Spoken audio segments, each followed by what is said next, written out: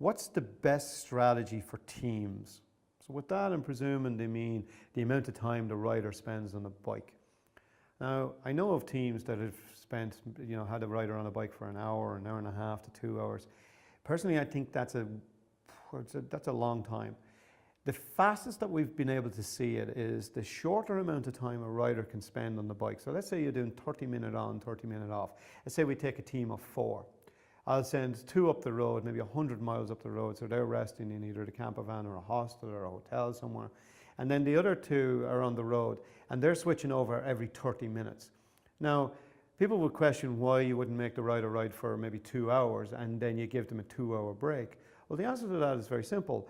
You can go really fast for 30 minutes, and as long as you can recover really well, where if you do your training, you'll be able to recover at speed.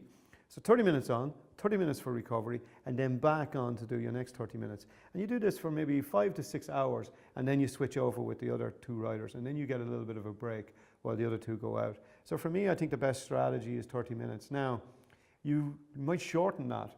If the weather is particularly hot, I know when we were going through the desert in Race Across America, we shortened it as much as down to 15 minutes rather than the full 30. In Race Around Ireland, it's not just the weather, it might be the hills. If you find yourself on a hill, rather than having to climb the whole mountain, you can actually split it into segments. So you might have a racer that's doing 10 minutes, 15 minutes on the bike and then switching over to get up the mountain. Because again, remember, you can go faster on the bike and then have those shorter recoveries. But again, strategy is something that I love. It's down to the teams what way they want to do it. And I love to have teams coming back after and letting me know exactly what they did and how they think it worked for them.